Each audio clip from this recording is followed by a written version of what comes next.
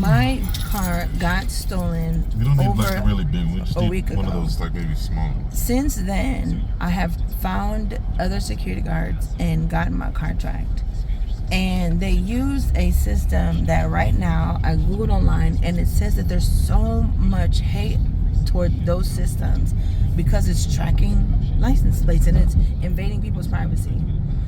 So I understand why those two officers helped me to find out that my car was taken to Austin in the morning, then San Antonio later on, and it stayed there for some days. But since then, I have seen where my car has been spotted not only right here in Texas, but the gentleman that rented it out, then his wife found where the thief's daughter went to school. And I'll upload it. I'll upload the video that he took by getting in his backseat, videotaping her, and they saw her eating in the car. And I said, I'm just gonna drive there. So I was shown it earlier this week, and now that I'm off, I can spend all day at that location. Because now that the car, thank you God, that is back in Dallas, because I was told by another officer, don't even trip, don't worry, no one else is going to be able to help you again, because they don't want, once you put your name in that database, your name is shown that you're using and tracking a license plate. And so this is why when I kept calling, hey, where's it at? Where's it at now? They could stop calling, texting, replying back to me. And now I understand, because I was very frustrated and I expected friends of mine to be able to update me on about where my vehicle is. But why would they share the same sentiment? It's not their car, but whichever.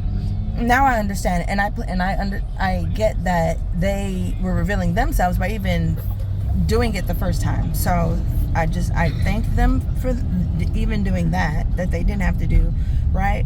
So my dilemma now is, why don't I know some brave people to go with me to go to this woman's house, take her out, and drop her purse, her keys, or whatever, whenever she comes out, and grab her keys and because I've already called Volkswagen and said, hey, how can I get into this car? I see that you have an app. And Volkswagen was like, you're not gonna be able to get into it, even if you called a locksmith that you plan on doing.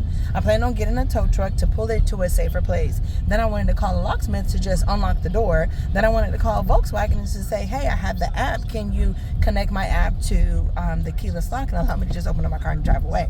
Volkswagen was just like, you didn't buy your Volkswagen from Volkswagen, you bought it from a dealership that was selling a Volkswagen, which was correct. I bought it from Toyota, and because of that, it was never registered, so they won't even be able to help me that way. It has to be registered in order for me to use the app. Dang.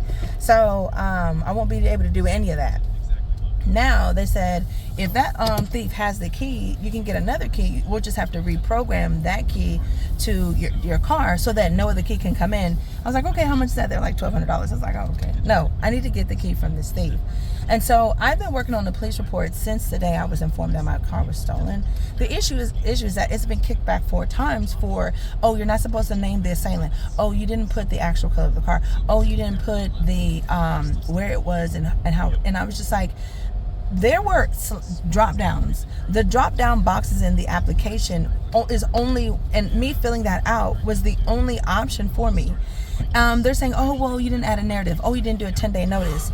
I got it sent back 2 separate times because a 10-day notice means that I need to wait 10 days to surpass and let this 10-day notice be printed out, put into an envelope, and sent to the thief, so that thief has an opportunity to return the car. And I was like, okay. And I teeter-totter back and forth with trying to go this route, but I've been doing both. And then try to go the route of vigilante style and driving up to this woman's house, and because like, why am I waiting?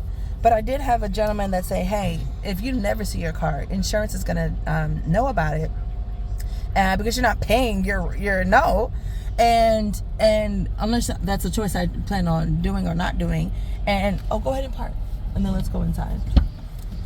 And then they'll track it, and if they can't find it, then they'll pay you. Or if they do find it and see that it's damaged or that it was removed from wherever area you're at, then they'll pay for it. And I was just like, okay, then I don't have to worry either way, whether she wants to keep it or not. But I could also get dropped. I think that it depends on my insurance to whether I get dropped from insurance. I'll never.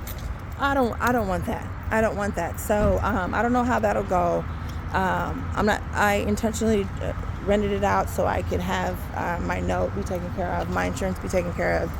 But when I tell you desperation, it tries to come over me, and I want to go up to her house, and I want you to know that I need to be even more desperate to stay out of jail, and more desperate to not have charges on me. But what would you do?